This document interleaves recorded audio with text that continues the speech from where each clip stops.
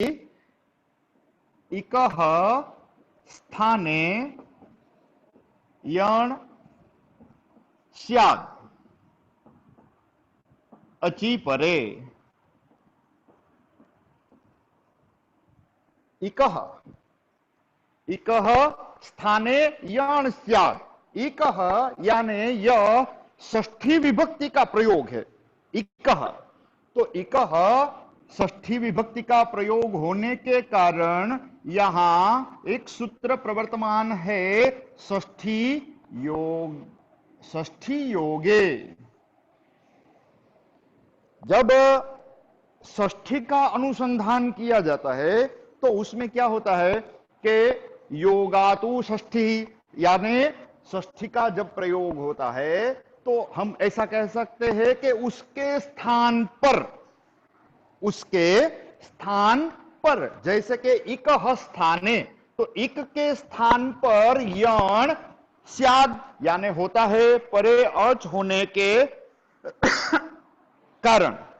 तो अब देखते हैं यहां पर सबसे पहले आपको जो 14 माहेश्वराणी सूत्राणी है तो उसके आधार से प्रत्याहार विधि बनती है। तो प्रत्याहार विधि सबको पहले थोड़ी सी उसकी जानकारी होनी चाहिए। प्रत्याहार विधि में क्या होता है, जो माहेश्वराणी सूत्राणी है, वो माहेश्वराणी सूत्राणी में जहां से शुरू होता है तो वहां से वह प्रत्याहार, जैसे कि इक प्रत्याहार है तो इक प्रत्याहार में ऐ ऊण रुल रुक ए ओंग ऐ औच, ये जो सूत्र है तो वहां से लेके लास्ट का एंडिंग का जो कॉन्सोनेंट हाफ है तो वहां तक जाना है। तो अ ई उ हण हाफ है तो निकल गया, रुल रू क हाफ है निकल गया, तो क तक जाना है तो लास्ट में क आ गया। इसमें है नहीं, ई से है तो ई उ रू और लू, ये चार स्वर इसमें इक प्रत्याहार में आते हैं।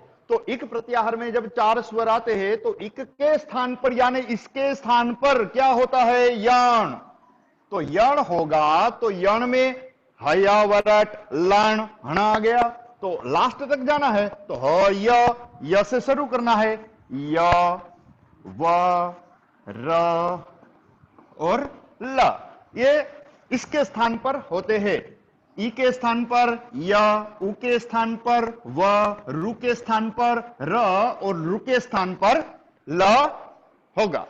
और एक बात बताना मैं भूल गया, पहले वो बता देता हूं। व्यये कृते वर्धत एव नित्यम विद्या धनम सर्वधन प्रधानम। विद्या रूपी जो धन है वो उसका व्यय करना चाहिए। जैसे कि आप जैसे दूसरे आदमी को यदि आप सिखाते हो, दूसरे को स्टूडेंट को, तो उसे व्यय बोलते हैं। व्यय कृते वर्धत एव नित्यम, एक विद्या ही ऐसी है जिसका व्यय आप करते हो तो व्यय करने से वो बढ़ती है। लेकिन धन है तो उस धन का व्यय करने से वो धन तो कम होता है। इसलिए विद्या का हमेशा धन के अनुसंधान से उसकी मात्रा मत जोड़ो, विद्या का व्यय करो। ये जो संधि है, संधि से जो रूप बनता है वो रूप सभी को आता है, लेकिन उस रूप को थ्रू आउट संस्कृत में कैसे लिखते हैं आप, वो थ्रू आउट संस्कृत में जो लिखने की बात है तो वो थ्रू आउट संस्कृत वाला मैं आपको आज सिखाऊंगा कि कोई भी रूप आता है तो वो रूप थ्रू आउट संस्कृत में उसे कैसे लिखा जाता है, उसकी एक नॉर्मल ट्रिक है। तो वो ट्रिक यदि आपको आती है तो आप आसानी से कोई भी रूप संस्कृत में भी लिख सकते हो, थ्रू आउट संस्कृत में।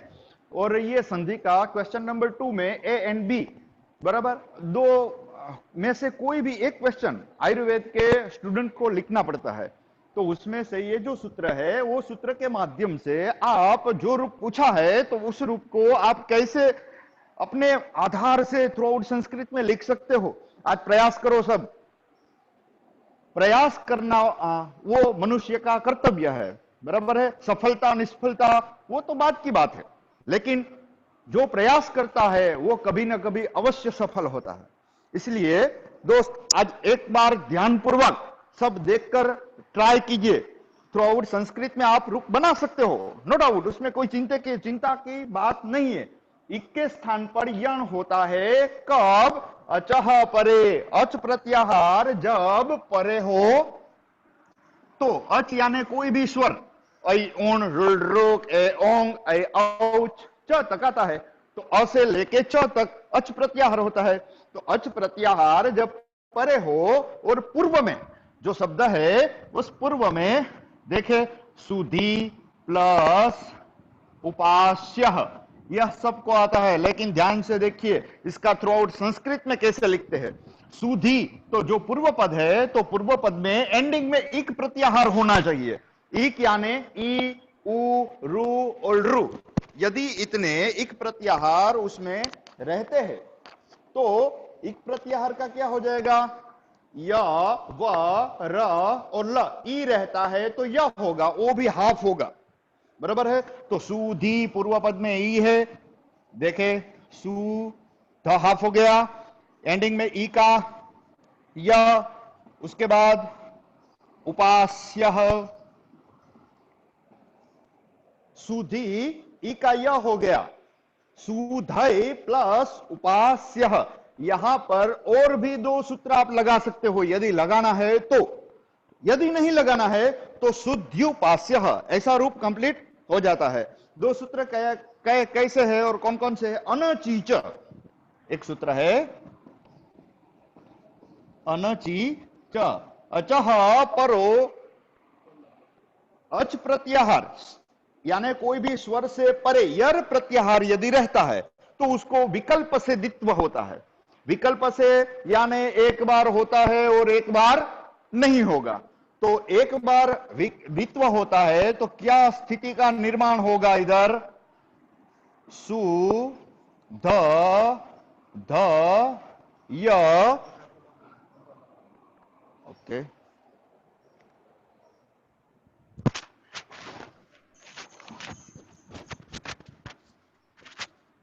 Jaydev sir, sorry to interrupt you. Can you please zoom out your screen so that everyone can see the whiteboard clearly? Sir थोड़ा ऊंचू करो, okay. And one instruction for students, please on your video because we are not sharing the PPT, so the screen is not looking good. Please switch on your videos. सुधय plus उपास्य, यहां दो ध आपके सामने प्रवर्तमान हो चुके हैं। ये डबल ध कहां से आया? अनचीच सूत्र है, अनचीच इति सूत्रेण धकारस्य द्वित्वे, यानी दो ध प्रवर्तमान हो चुके हैं, सुध धय इति स्थिते। अब यहां एक सूत्र और लगता है जलाम जस जसी, तो वह जलाम जस जसी सूत्र क्या करता है? पूर्व धकारस्य स्थाने दकारे, अच के बाद यदि कोई जस प्रत्याहार जल प्रत्याहार परे हो तो उसके स्थान पर जस प्रत्याहार होता है। वह जस प्रत्याहार यानी क्या होता है? जब गणदस, तो जो आपके पास प्रत्याहार विधि के कख ग गंग चछ ज टठ डढण तथ दधन पफ बभ म, वो है उसमें कोई भी वर्ग का तीसरा अक्षर यानी क ख ग, जब गणदस में ग आ गया, और च छ ज तो ज आ गया। वैसे देखा जाए तो जो भी वर्ग है उस वर्ग का जो तीसरा अक्षर रहता है, तो वह जो तीसरा अक्षर है वो जस प्रत्याहार रहता है, तो वो यहाँ पे प्रवर्तमान होता है। देखो यहाँ ध है तो त थ द ध न, तो ध का तीसरा अक्षर क्या होगा वर्ग के अनुसंधान से? त थ द, यानी यहां ध के स्थान पर क्या हो जाएगा? द, पूर्व धकारस्य स्थाने दकार है, तो सु द ध य प्लस उपास्य। अब इसको जोड़ देते हैं, शुद्ध्युपास्य, एक रूप ऐसा बनता है। विकल्प से ये द होता है तो विकल्प से द होगा तब ये ऐसा रूप बनेगा, और यदि रूप में धकार का द्वित्व नहीं होता है तब ऐसा रूप प्रवर्तमान होगा, शुद्ध्युपास्य। यानी एक बार ध का द होता है तो शुद्ध्युपास्य, जहां पर अनचीच सूत्र द्वित्व करता है विकल्प से, तो ऐसा रूप बन सकता है शुद्ध्युपास्य, और जब ये द्वित्व नहीं करेगा तो रूप बनेगा शुद्ध्युपास्य। अब बच्चे आपको मैं ये सिखाऊंगा कि ये थ्रू आउट संस्कृत में कैसे लिखते हैं। एकदम ध्यानपूर्वक एक रूप यदि आप लिख सकते हो तो उसके बाद दूसरे जितने भी रूप रहते हैं वह सब आप थ्रू आउट संस्कृत में आराम से लिख सकते हो। और इसके मेरे ख्याल से क्वेश्चन नंबर 2 ए में या बी में जो स्थिति का निर्माण होता है तो उस स्थिति के आधार से 2.5 मार्क रहते हैं एक रूप के। तो एक रूप के 2.5 मार्क रहते हैं, तो उस रूप में आपको थ्रू आउट संस्कृत में कोई यदि ईश्वर की कृपा रहेगी, अच्छा लगेगा संस्कृत में, तो कोई 2.5 से 2.5 पूरा दे सकता है, बराबर है। लेकिन 2 तो देंगे ही कोई ना कोई। देखते हैं सबसे पहले सुधि प्लस उपास्य, ये स्थिति का जो रूप है वह रूप पहले आ गया, बराबर। अब देखते हैं जहां पर ये स्थिति आती है तो उसके बाद आपको क्या लिखना है, इति स्थिते। आपको स्थिति के बाद इति स्थिते ऐसा लिखना है। और स्थिति जब निर्माण हो जाती है तो उसके बाद इसमें सूत्र लगता है। तो कौन सा सूत्र है अपने पास, इको यणचि, तो उसे इंपोर्टेंट में हम रखते हैं इको यणचि। जब सूत्र प्रवर्तमान होता है तो सूत्र के बाद क्या लिखना है, इति सूत्रेण। स्थिति के बाद इति स्थिते, और उसके बाद जो सूत्र लगता है तो सूत्र में इति सूत्रेण। अब सूत्र लगने के बाद क्या होता है, तो उसमें क्रिया, जो क्रिया होती है तो वह क्रिया का निर्माण करना है। तो यहां यह सूत्र लगता है तो लगने के बाद कौन सी क्रिया होती है,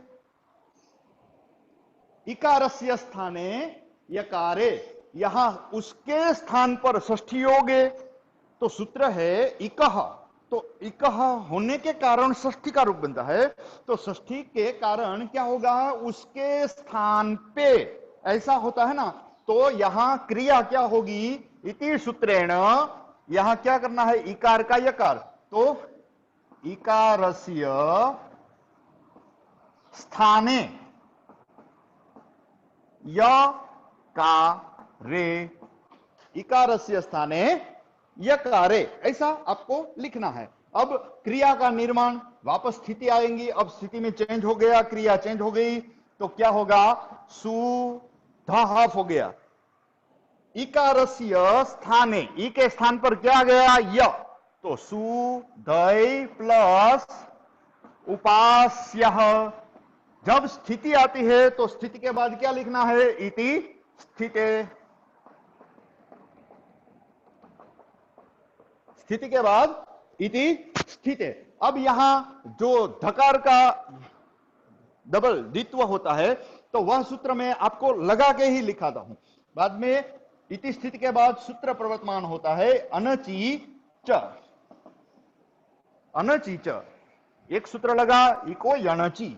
अब अनचि च क्रिया, क्रिया से पहले क्या लिखना है, सूत्र आता है तो सूत्र के बाद इति सूत्रेण ऐसा लिख ही देना है, बराबर। अब इति सूत्रेण, इस सूत्र से क्या होता है, तो लिखना है धकारस्य द्वित्वे, धकारस्य द्वित्वे, तो ध दो हो जाएंगे। तो उसके बाद स्थिति आती है सु ध ध य प्लस उपास्य, ये स्थिति प्रवर्तमान हो चुकी।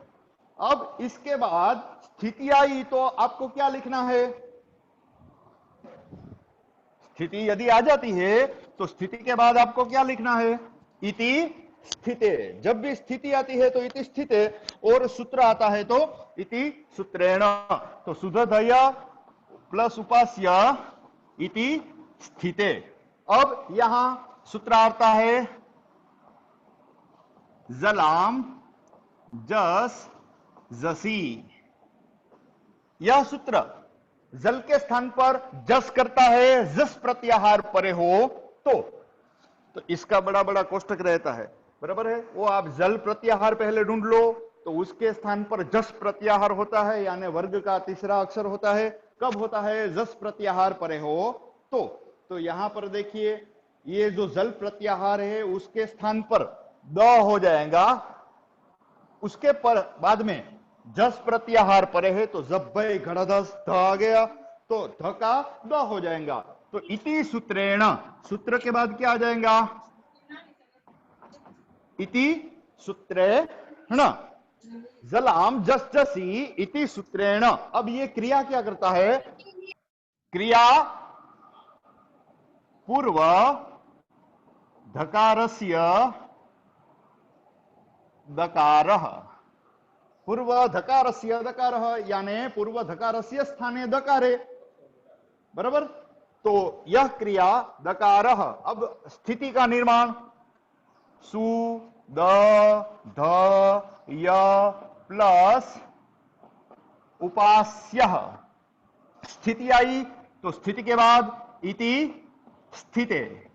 यदि आपको लिखना है तो पास में नोटबुक वगैरह है तो पूरा लिखते जाइए। इसके बाद का जो रूप है वो आप स्वतंत्रता पूर्वक लिख सकते हो, बराबर है। तो ये पहले एक रूप लिख ले सब, सुद धय प्लस उपास्य इति स्थिते। अब इसका संयोजन करना है, तो संयोजन करना है तो एक सूत्र है, अज्जिनम परेण संयोज्यम।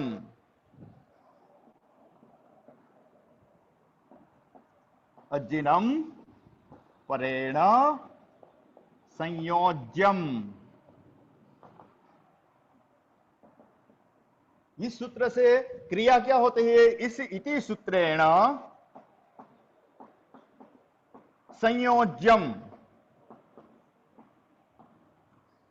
अब संयोजन हो गया तो सु द्यु पा स्यः, लास्ट में लिखना है इति रूपम सिद्धम। यह रूप यहां खत्म होता है। तो ऐसे थ्रू आउट संस्कृत में आप कोई भी रूप है वह रूप आराम से लिख सकते हो। तो आपको सिर्फ याद कौन कौन सी बातें रखनी है? जब स्थिति आती है उसके बाद इति स्थिति लिखना है, और इति स्थिति के बाद हमेशा सूत्र प्रवर्तमान होता है। तो सूत्र जब प्रवर्तमान होता है तो सूत्र के बाद आपको इति सूत्रेण ऐसा कंपल्सरी लिखना है, और इति सूत्रेण के बाद वह सूत्र क्या क्रिया करता है, वो जो क्रिया करता है वह क्रिया इकारस्य स्थाने यकार है। आपको सिर्फ इतना ही लिखना है, बाद में वापस स्थिति का निर्माण होगा। अब देखें दूसरा एग्जांपल मैं आपके सामने रखता हूं। यही रूप थ्रू संस्कृत में जो लिखा है वो वैसे ही रहेगा, बराबर है। एक देखा है ये? अब देखो, ये मैं आपके सामने लिख रहा हूं मधु प्लस अरिही, बराबर है। तो मधु प्लस अरिही, हमारे पास ई उ रु और रु, ये चार क्रिया के रूप है। वह चार क्रिया के रूप आपको समझाता हूं। मधु एंडिंग में क्या आया? उ, तो इक प्रत्याहार में उ आता है, बराबर है। इक के बाद अच प्रत्याहार परे है, अच यानी कोई भी स्वर वो परे रहता है, तो इक के स्थान पर यण होता है। तो हमारे पास ई का य था, उ का व। अब स्थिति देखिए, यहां पर मधु प्लस अरिही ऐसा है, समझ के चलिए। थ्रू आउट संस्कृत में यह भी मधु प्लस अरिही इति स्थिते, इको यणचि सूत्र यहां पे लगता है, इको यणचि इति सूत्रेण, सूत्र के बाद इति सूत्रेण। अब क्रिया क्या होगी? यहां पे ई था तो इकारस्य ऐसा लिखा था, और ई के स्थान पर यह लिखा था। अब यहां पर हमारे पास क्या है? तो उ इधर लिखना है उकारस्य स्थाने, और उ के स्थान पर क्या होता है? व। उकारस्य स्थाने वकारे। अब स्थिति म द हाफ हो गया, क्योंकि इसमें से उ का क्या हो जाएगा? व। तो म ध व प्लस अरिही इति स्थिते, वह ऐसे ही रहेगा। उसके बाद अनचित यहां पे प्रवर्तमान होता है, क्योंकि अच से परे यानी म के अंदर अच है, उससे परे यदि यर प्रत्याहार रहता है तो यर प्रत्याहार को विकल्प से द्वित्व होता है। यर यानी हय वरट सर तक रह जाता है तो उसमें गणदस का ध आ जाता है।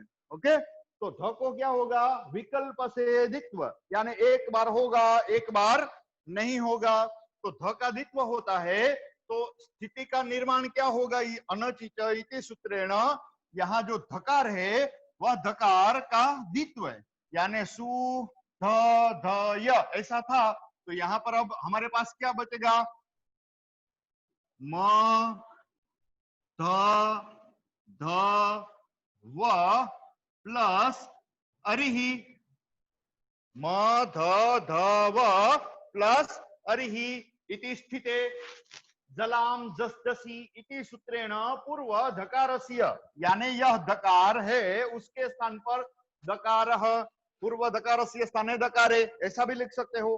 तो धकार का द्वित्व और धकार के स्थान पर धकार, तो म द ध व प्लस अरिहि।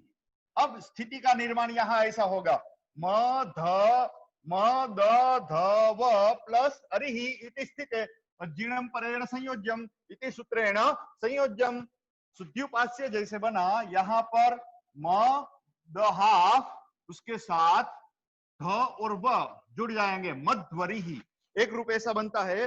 कब, अनचिच सूत्र धकार का जब द्वित्व करता है, बराबर है। यदि धकार का द्वित्व नहीं बनता है तो क्या होगा, कैसे रूप बनेगा, मध्वरिहि,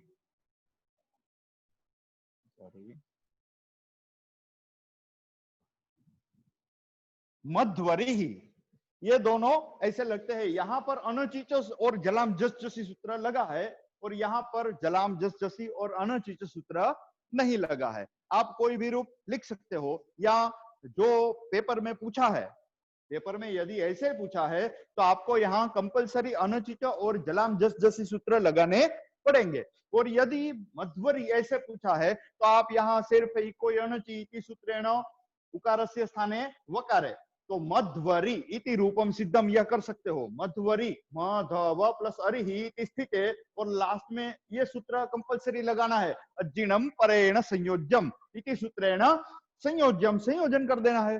तो अब आप लिख सकते हो। नेक्स्ट, इसके बाद का जो रूप है वह रूप में सिर्फ बोलता हूं, आप सब लिखते जाओ आराम से। स्थिति है वो स्थिति में यहां कट कर देता हूं, बराबर है। ई उ दो हुए। अब रू का आपको लिखना है, स्थिति का निर्माण भी करना है, क्योंकि ये एक प्रकार की प्रैक्टिस ही है और प्रैक्टिस से ही कोई भी मनुष्य सीख सकता है। रेडी, डन, चलो मैं स्थिति लिखता हूं, बराबर है। वह स्थिति आपको सामने रखनी है। ई सुधी, उ मधु, अब क्या आता है, ई उ रू, तो धातृ,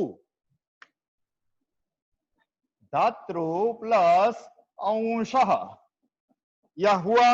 अब देखो, धातृ प्लस अंशः इति स्थिते, अब इको यणचि इति सूत्रेण क्रिया क्या करता है, ई का य, उ का व, रू का र, तो इधर आएगा ऋकारस्य स्थाने रकारे, तो रू का र हो जाएगा, तो ऋकारस्य स्थाने रकारे।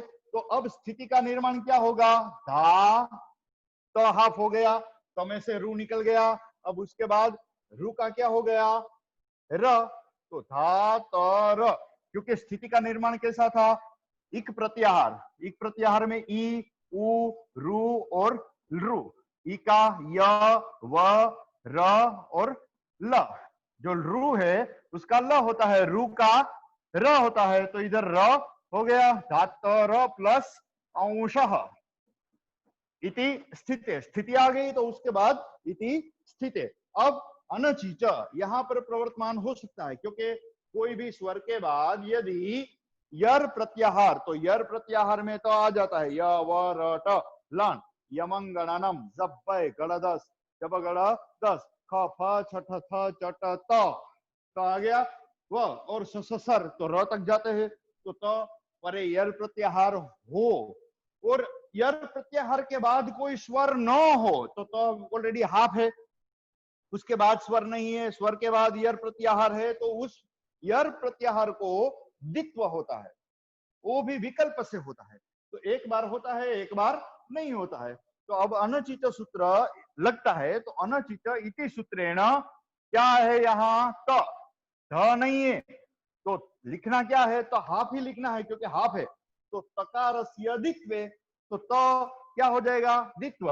तो अब स्थिति क्या होगी धा त र प्लस अंशः इति स्थिते, स्थिति है तो इसके बाद इति स्थिते लिख देना है। जलाम जस जसी इति सूत्रेण पूर्व तकारस्य, यहाँ ध है ना उसकी जगह पे तकारस्य क्या हो जाएगा तो थ द हुआ, पर यहाँ पर और भी एक क्रिया सूत्र प्रवर्तमान होती है तो वह सूत्र से क्या होगा द नहीं होगा, क्योंकि जलाम जस जसी सूत्र क्या कहता है जल के स्थान पर जस होता है जब जस प्रत्याहार परे हो तो जब्बे घड़ दस स तो आ गया जब्बे घड़ दस तो उसमें यह त नहीं आ सकता है, जल प्रत्याहार यानी जब्बे घड़ दस, जल यानी लास्ट में हल तक जाता है तो उसमें ये त आता है, जल के स्थान पर जस प्रत्याहार यानी तो थ द तो जल प्रत्याहार हो सकता है यानी तका द हो सकता है, पर कब जस प्रत्याहार परे हो तो त के बाद क्या है ऑलरेडी त है यानी तो जस प्रत्याहार में आता नहीं है, जैसे कि जब्बे घड़दस स आ गया तो जस प्रत्याहार में तो न आने के कारण क्या होगा यहां पर त का द नहीं होगा यानी यह सूत्र है वो नहीं लग सकता है। तो यहां आपको अनचित इति सूत्रेण तकारस्य द्वित्वे तो धात तर प्लस अंशः इति स्थिते इतने से ही संतुष्ट रहना पड़ेगा, तो यह सूत्र नहीं लगेगा। तो धात तर प्लस अंशः इति स्थिते अब कौन सा सूत्र यहां से वापस अज्जिनम परेण संयोज्यम इति सूत्रेण संयोज्यम, अब रूप क्या बनेगा धा त्रौ शह त र और अ ये तीनों मिलाते हैं तो त्र बनता है, तो त्रौ और इधर दो त हुए हैं तो एक हाफ तो इधर रखना पड़ेगा, तो धात्रंशः एक रूप ऐसा बनेगा, जब द्वित्व नहीं होगा तो धात्रंशः एक रूप ऐसे बन सकता है। अच्छा अब लास्ट वाला लृ, जो लृ का एग्जाम्पल है वह मैं आप सबको लिखने के लिए बोल रहा हूं, चलो मैं बोलते जा रहा हूं, आप अपनी नोटबुक वगैरह है तो उसमें लिखते जाओ। अब एकदम क्रिया इजी है, आपको स्थिति देखनी है क्रिया लिखनी है, लृ प्लस आकृति। चौथा एग्जाम्पल ये लृ वाला, लृ के स्थान पर ल होता है, अब आपके पास स्थिति है लृ प्लस आकृति, चलो लिखो लृ प्लस आकृति। अब क्या लिखना है स्थिति आई तो इति स्थिते, लृ प्लस आकृति इति स्थिते कौन सा सूत्र प्रवर्तमान होगा इको यणचि, इको यणचि सूत्र आने के बाद क्या लिखना है इति सूत्रेण।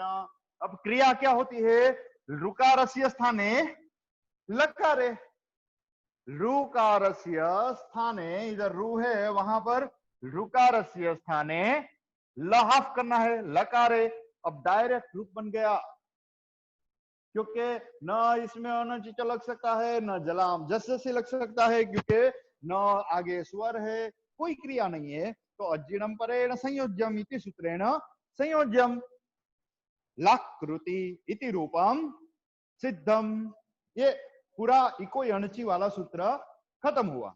अब आपको एक प्रैक्टिस हो गई है, कौन सी प्रैक्टिस हो गई है थ्रू संस्कृत में लिखने की। अब कोई भी रूप यदि आपके सामने आता है तो वह रूप आप थ्रू संस्कृत में लिख सकते हो, ओके। तो ये इको यणचि में ये चार एग्जाम्पल ई उ रु रू ये सबके मैंने आपको समझा है। अब मेरा एक नेक्स्ट सूत्र, वह सूत्र, उस सूत्र में जो जो रूप बनते हैं वह आप सबको ही बनाने हैं और प्रैक्टिस खास करना, क्योंकि लास्ट में मुझे यदि आपको कोई डाउट रहता है तो पूछना है, बराबर है। मेरे ख्याल से कभी भी जो प्रयास करने वाला लड़का रहता है उसको कभी डाउट नहीं रहता है, बराबर है। देखते हैं, नेक्स्ट सूत्र है एचो यवा या वह। एचः यानी एच प्रत्याहार। अब खंडाकार, ये स्थिति का निर्माण है, ये सूत्र है, उसमें कौन सी संधि का प्रयोग किया है पता है आपको?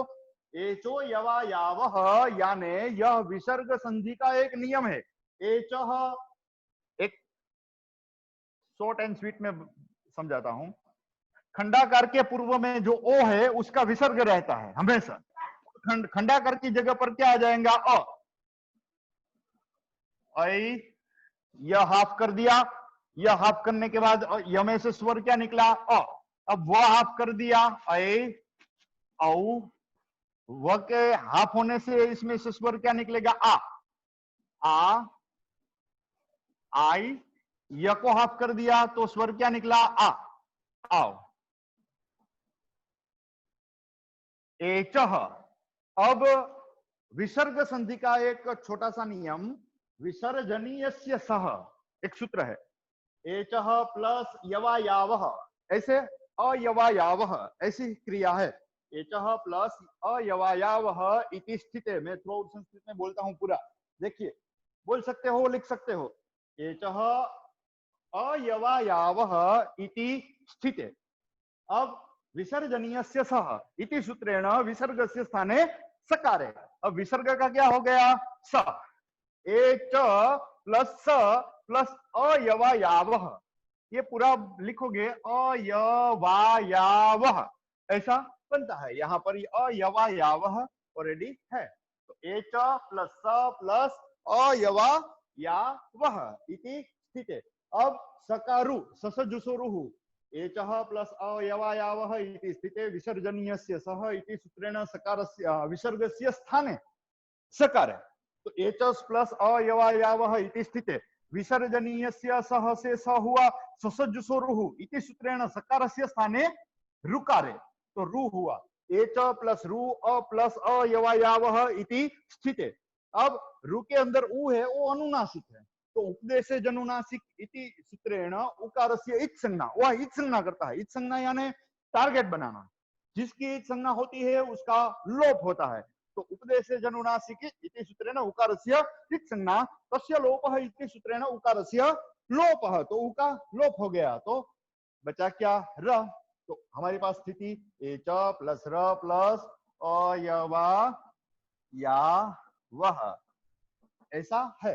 अब खरवसानयोर विसर्जनीयः इति सूत्रेण रेफस्य स्थाने विसर्गे।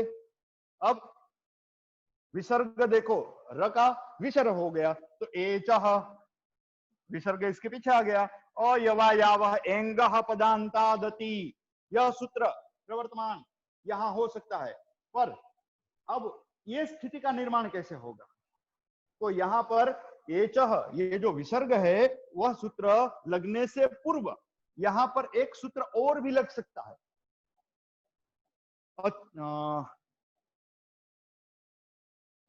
विसर्ग संधि का एक सूत्र है, अतो रोर प्लुताद प्लुते, अतो रोर प्लुताद प्लुते। अत प्रत्याहार यदि परे रहता है तो रु के स्थान पर क्या हो जाएगा? रु के स्थान पर उत आदेश होता है, तो ये जो र है वो र का उ, त का हलंत्यम और तस्य लोपः से लोप हो गया। डन।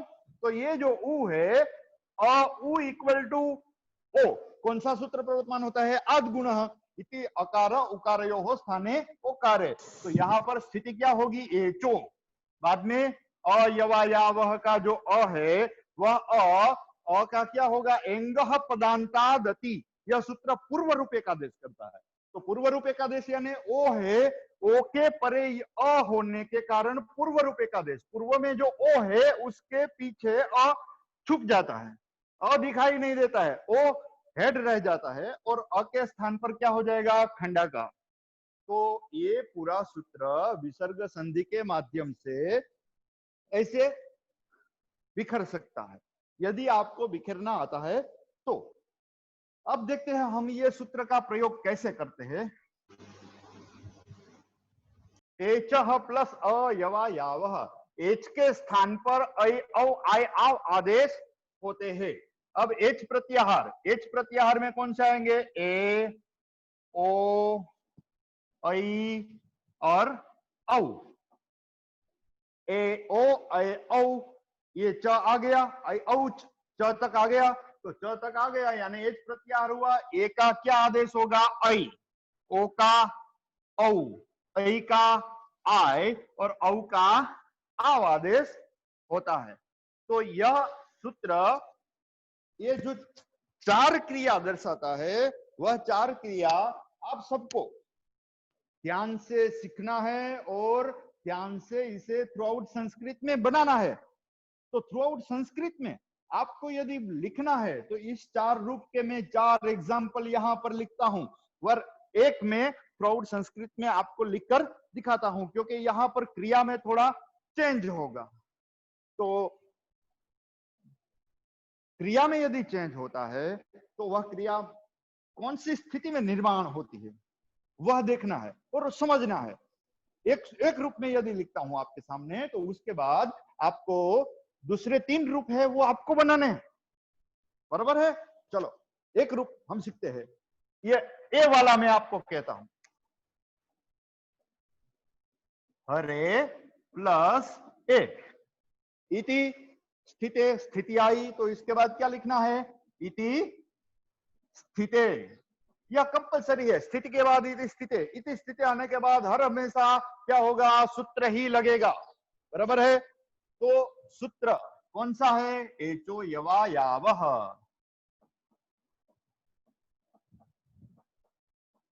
एचो यवा यावह, यह सूत्र आया। सूत्र आने के बाद क्या होगा, डायरेक्ट इति सूत्रेण, आंख बंद करके लिख ही देना है। जब सूत्र आता है तो इति सूत्रेण और स्थिति आती है तो इति स्थिते, एचो यवा यावह इति सूत्रेण, ये लिख देने के बाद अब यह सूत्र क्रिया क्या करता है। तो क्रिया हमारे पास पूर्व पद में एंडिंग में देखना है, हमेशा पूर्व पद के एंडिंग में ई उ रुल रु है तो ई को यणचि सूत्र ही लगेगा, बराबर है। उसके बाद अच होना चाहिए। अब यहाँ पर एच प्रत्याहार यानी ए ओ ऐ औ यदि आपके पास रहता है तो एंडिंग में ए है, तो ए के स्थान पर क्या हो सकता है, ऐ, पर उससे परे अच होना चाहिए। तो यहाँ पर ए यानी ए अच में ऑलरेडी आता है, तो अच में आने के कारण क्या होगा, यहाँ का जो ए है उसके स्थान पर ऐ आदेश होगा। तो ए तो यवा यावह इति सूत्रेण क्रिया क्या होगी, एकारस्य स्थाने ऐ आदेशे, आदेश करता है, ऐ आदेशे सप्तमी का प्रयोग किया है, एकारस्य स्थाने ऐ आदेशे। अब क्रिया सामने आ गई, क्रिया के बाद क्या होता है, तो स्थिति का निर्माण होता है। अब स्थिति कौन सी बनेगी, हर ए निकल गया, ए का क्या हो गया, आई प्लस ए, देखिए ए है तो ए का ऐ, तो ऐ कर दिया।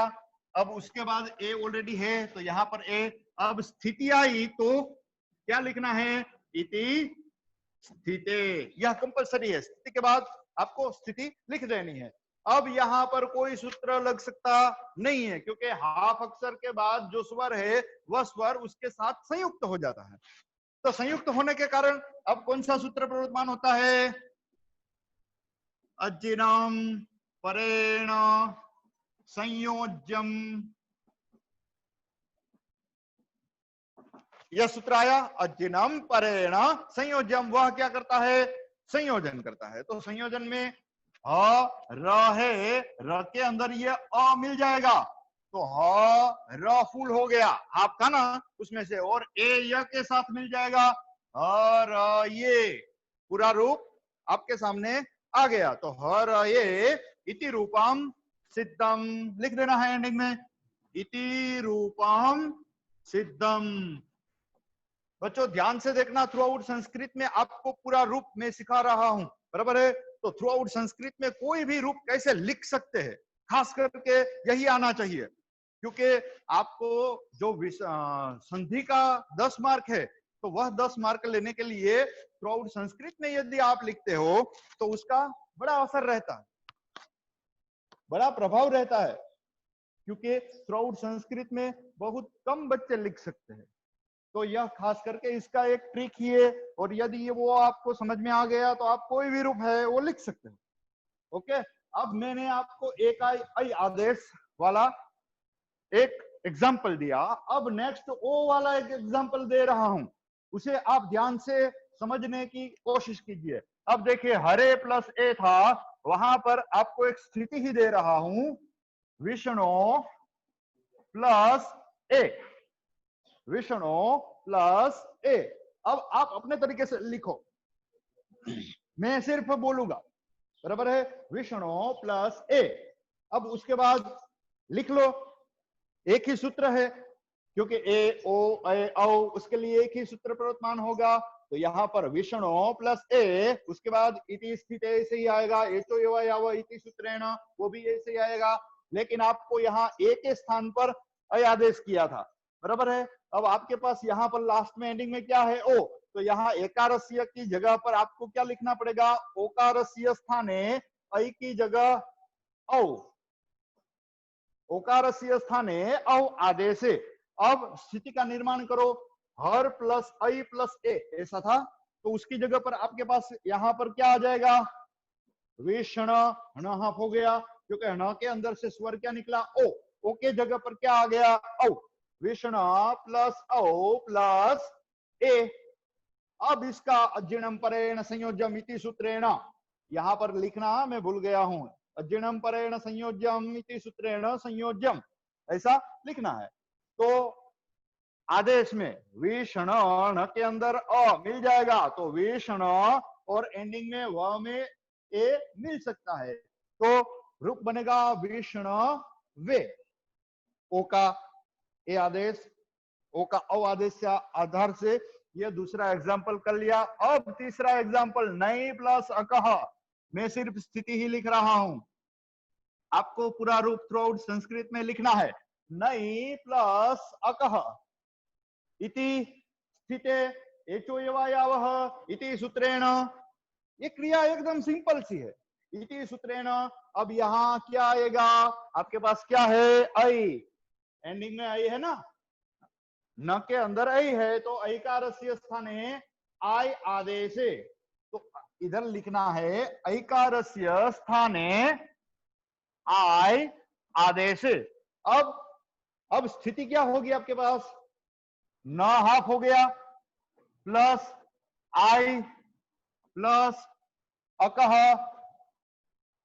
आ न के साथ मिल गया और य के साथ मिल गया, तो ना य कह, पूरा हो गया। नई प्लस अकह इति स्थिते एचो एव यावः इति सूत्रेण ऐकारस्य स्थाने आय आदेशे, तो न प्लस आई प्लस अकह इति स्थिते अज्जिणम परेण संयोज्यम इति सूत्रेण संयोज्यम, ना प्लस नायकः संयोजन हो गया, तो नायकः रूप कंप्लीट हो गया। अब नेक्स्ट आता है औ वाला एग्जांपल, तो औ वाला एग्जांपल स्थिति औ प्लस अकह, ये स्थिति आपके पास है। अब आप सोचो कैसे हो सकता है, आप फास्ट फास्ट रूप बना सकते हो, पहले एक बार ट्राई करो कंप्लीट फटाफट, मैं 1 मिनट आपको दे रहा हूं।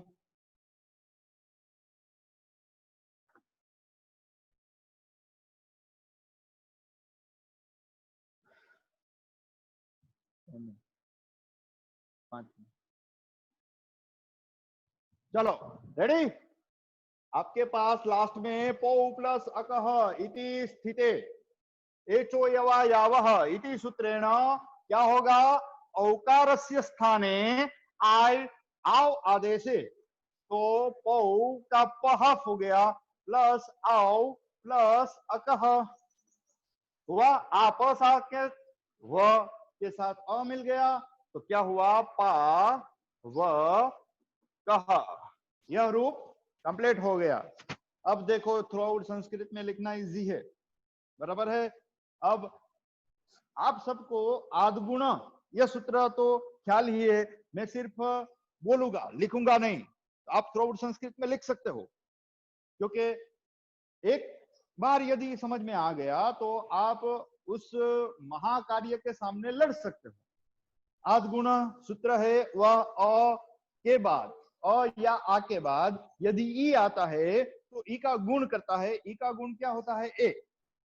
और अ और आ के बाद यदि उ आता है तो उ का गुण क्या होता है? ओ। तो ऐसा एक दो एग्जांपल देता हूं।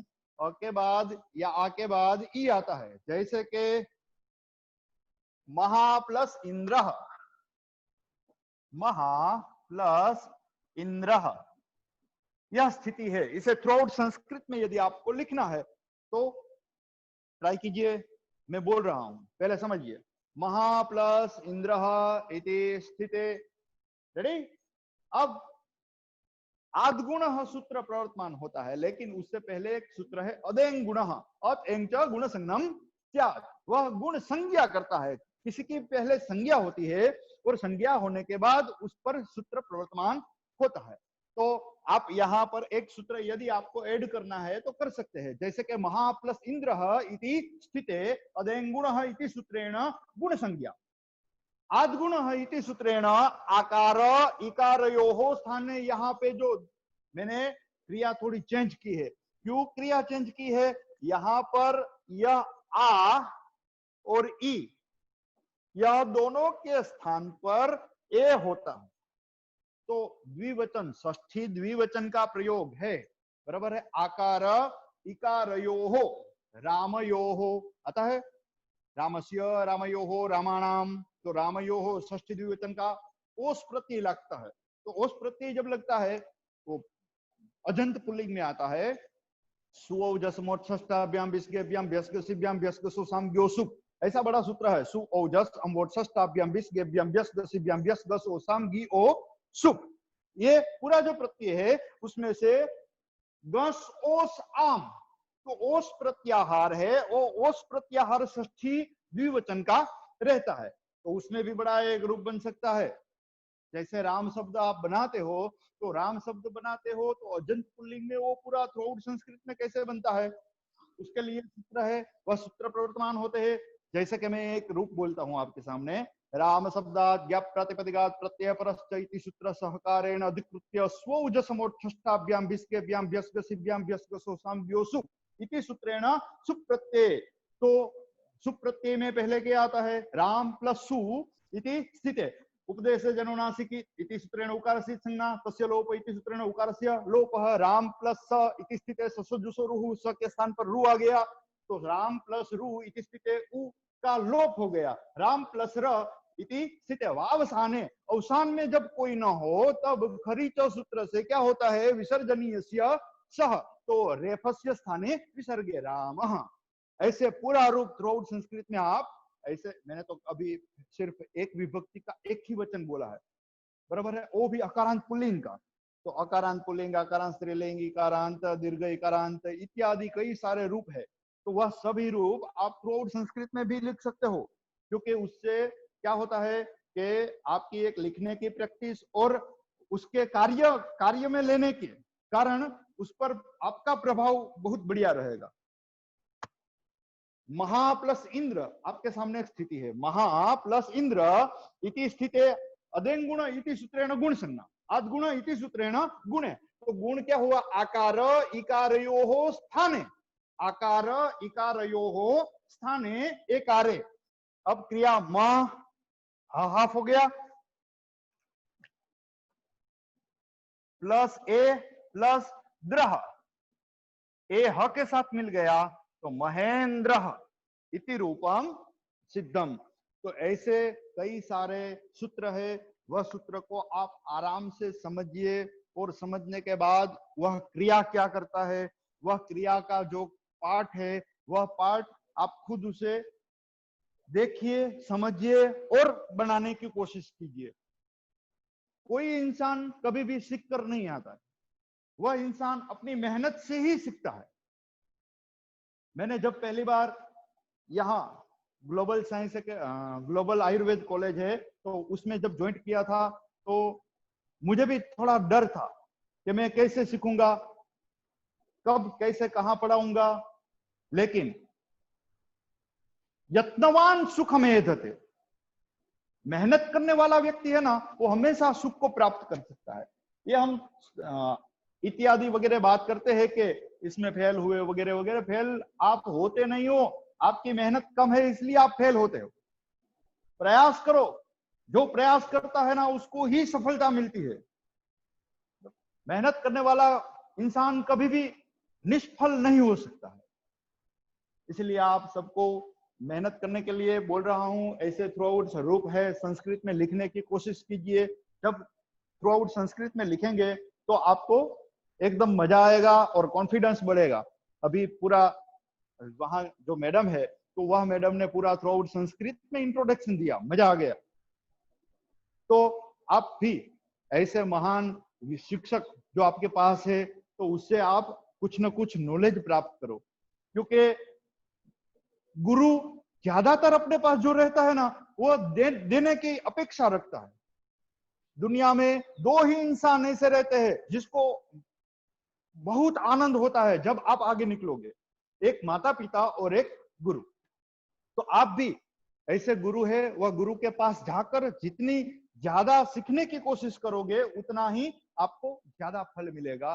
बाकी आज के ये सूत्र यहाँ मैं समाप्त करता हूँ। रुंगेसर का और आपके आयुर्वेद जो कॉलेज है उसका मैं और मेरी ग्लोबल आयुर्वेद कॉलेज खूब खूब आभार व्यक्त करते हैं कि जो यह मुझे अवसर दिया है। बराबर है, ऐसा अवसर मिलता रहेगा तो नेक्स्ट और भी थोड़ा नॉलेज बांटने की कोशिश करूंगा। सर जय Shri Krishna. Hello.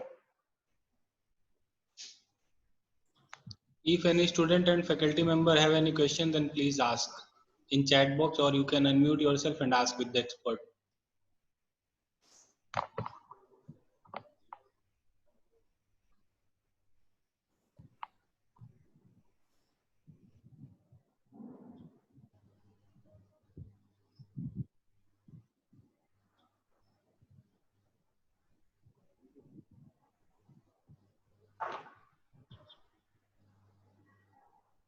Okay, no question. ठीक है, हाँ जी सर।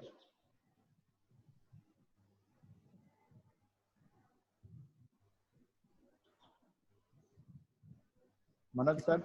या किसी को कुछ पूछना है, कोई स्टूडेंट को पूछना है?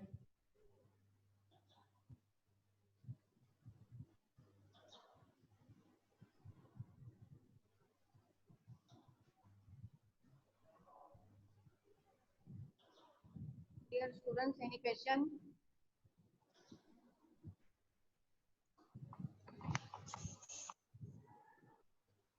चलो ओके। कोई बात नहीं, सबको सब समझ में आ गया लगता है आज। सर आपने इतना अच्छा समझा है कि सबको समझ में बहुत अच्छी तरह से आ गया है सर।